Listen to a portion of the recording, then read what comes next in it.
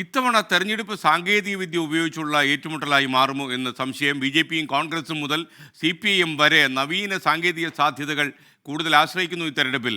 ഇക്കാര്യമാണ് 24 observer B Dileep Kumar പരിശോധിക്കുന്നത്. Good morning B Dileep Kumar, observe ചെയ്യൂ. ഗുഡ് മോർണിംഗ് SKN. 2014-ലെയും 2019-ലെയും തെരഞ്ഞെടുപ്പുകൾ സോഷ്യൽ മീഡിയയിൽ വളരെ ശക്തമായിരുന്നു. ഈ രണ്ട് തെരഞ്ഞെടുപ്പുകളും സോഷ്യൽ മീഡിയയിലുള്ള ഏറ്റുമുട്ടലായിരുന്നു. രാഷ്ട്രീയ പാർട്ടികളുടെ ഏറ്റുമുട്ടലും അവരുടെ ആശയപ്രചരണങ്ങളുമായിരുന്നെങ്കിൽ ഇത്തവണത്തെ തെരഞ്ഞെടുപ്പിൻ്റെ ഒരു പ്രത്യേകത നിർമ്മിത ബുദ്ധി കൂടി ഈ തെരഞ്ഞെടുപ്പ് രംഗത്ത് രാഷ്ട്രീയ പാർട്ടികൾ ഉപയോഗിക്കുന്നു എന്നതാണ്. കഴിഞ്ഞ ദിവസം മൈക്രോസോഫ്റ്റ് സ്ഥാപകൻ ബിൽഗേറ്റ്സുമായി പ്രധാനമന്ത്രി നരേന്ദ്രമോദി നടത്തിയ ചർച്ചയിലും ഈ നിർമ്മിത ബുദ്ധിയെ എങ്ങനെ ഫലപ്രദമായി ഉപയോഗിക്കാം എന്നത് സംബന്ധിച്ചൊക്കെ വിശദമായി ചർച്ച ചെയ്തിരുന്നു. ഏതായാലും രാഷ്ട്രീയ പാർട്ടികളൊക്കെ ഈ തെരഞ്ഞെടുപ്പിൽ നിർമ്മിത ബുദ്ധിയോടുകൂടി ആർട്ടിഫിഷ്യൽ ഇൻ്റലിജൻസിനെ കൂടുതൽ സജീവമായി തന്നെ ഉപയോഗിക്കാൻ തീരുമാനിച്ചിരിക്കുകയാണ്. പ്രത്യേകിച്ച് ഇപ്പോൾ കോൺഗ്രസ് പാർട്ടി അവരുടെ ആലോചനയിലുള്ളത്, ഇതുവരെ ഇക്കാര്യത്തിൽ ഒരു അന്തിമ തീരുമാനം കൈക്കൊണ്ടിട്ടില്ല. കോൺഗ്രസ് പാർട്ടിയുടെ ആലോചനയിലുള്ളത് BJPയുടെ പല ആരോപണങ്ങൾക്കും നെഹ്റുവും മഹാത്മാഗാന്ധിയും മറുപടി നൽകുന്നു.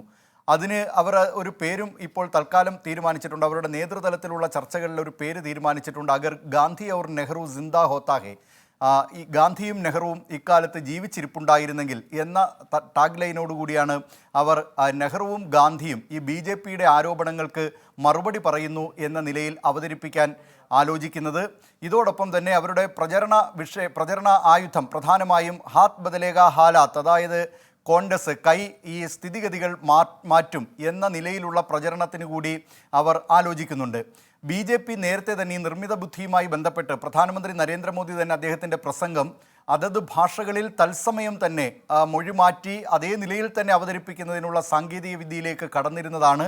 അത് പ്രത്യേകിച്ച് കാശി തമിഴ് സംഘത്തിൻ്റെ കഴിഞ്ഞ വർഷം നടന്ന പരിപാടിയിലാണ് പ്രധാനമന്ത്രി ഈ നിലയിൽ പ്രസംഗം തുടങ്ങിയത്. ഭാഷിണി എന്ന ആർട്ടിഫിഷ്യൽ ഇൻ്റലിജൻസ് വിവർത്തനത്തിനുള്ള ഒരു ടൂളാണ്. അതുപയോഗിച്ചാണ് പ്രധാനമന്ത്രി നരേന്ദ്രമോദി ഈ നിലയിൽ പ്രാദേശിക ഭാഷകളിൽ തന്നെ സംസാരിക്കുന്നത്. 8 ഭാഷകളാണ് ഇപ്പോൾ ആലോചിച്ചിട്ടുള്ളത്. ഇതിൽ 4 ഭാഷകളും ദക്ഷിണേന്ത്യയിൽ നിന്നുള്ള മലയാളം ഉൾപ്പെടെയുള്ള ഭാഷകളിൽ പ്രധാനമന്ത്രിയുടെ പ്രസംഗം അതേ നിലയിൽ തന്നെ ആളുകൾക്ക് സാധാരണക്കാർക്കൊക്കെ കേൾക്കും വിധമാണ് ഇപ്പോൾ BJP അവരുടെ തെരഞ്ഞെടുപ്പ് പ്രചരണ പരിപാടികൾ പ്രധാനമായും ആലോചിക്കുന്നത്.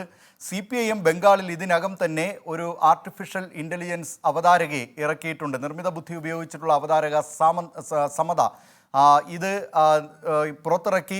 മിനിറ്റുകൾക്കുള്ളിൽ തന്നെ നിരവധി പേരാണിത് ഷെയർ ചെയ്തത്. അതായിരിക്കും, ഈ സമതയായിരിക്കും ഇത്തവണ അവരുടെ തെരഞ്ഞെടുപ്പ് പ്രചരണവുമായി ബന്ധപ്പെട്ടുകൊണ്ടുള്ള പ്രധാനപ്പെട്ട അറിയിപ്പുകൾ, പ്രസംഗങ്ങൾ, നേതാക്കൾ, അവരുടെ ക്യാമ്പയിനുകൾ ഇതൊക്കെ ഈ സമത വഴി താഴെത്തട്ടിൽ എത്തിക്കുക, കൂടുതൽ പേരിലേക്ക് എത്തിക്കുക എന്നതാണ് ബംഗാളിലെ CPIM ആലോചിക്കുന്നത്. ഈ നിലയിൽ എല്ലാ രാഷ്ട്രീയ പാർട്ടികളും ഈ തെരഞ്ഞെടുപ്പിൽ നിർമ്മിത ബുദ്ധിയെ അവർക്ക് സാധ്യമാകും വിധം ഉപയോഗിക്കുന്നതിനുള്ള ഒരു തീരുമാനത്തിലേക്ക് കടന്നിരിക്കുകയാണ്. നേരത്തെ തന്നെ ബംഗാളിൽ അവരുടെ CPIMൻ്റെ ഡിജിറ്റൽ ക്യാമ്പയിൻ അത് ഏറ്റെടുക്കുന്നതിന് വേണ്ടി സന്നദ്ധ പ്രവർത്തനം നടത്തുന്നതിന് ലിങ്ക്ഡിൻ എന്ന് പറയുന്ന, അതായത് യുവാക്കൾ യുവതികളൊക്കെ ഈ ജോലിക്ക് വേണ്ടി സാധാരണ ആശ്രയിക്കുന്ന ഒരു വെബ്സൈറ്റാണ് ലിങ്ക്ഡിൻ. ആ ലിങ്ക്ഡിൻ വഴി സന്നദ്ധ പ്രവർത്തനം നടത്താൻ താല്പര്യമുള്ളവരെ ക്ഷണിച്ചുകൊണ്ട് ബംഗാൾ CPIM നേരത്തെ പരസ്യം നൽകിയിരുന്നതാണ്. ഈ നിലയിൽ ഈ തെരഞ്ഞെടുപ്പ് ഏതായാലും സോഷ്യൽ മീഡിയയും കടന്ന് നിർമ്മിത ബുദ്ധി തമ്മിലുള്ള ഒരു ഏറ്റുമുട്ടൽ കൂടി മാറും എന്ന കാര്യത്തിൽ തർക്കമില്ല. SKN. Okay, thank you. ഇനി ദിലീപ് കുമാർ, 24 ഒബ്സർവർ ഇനി നാളെ ഇതേ സമയം പരിപാടിയിൽ വരും.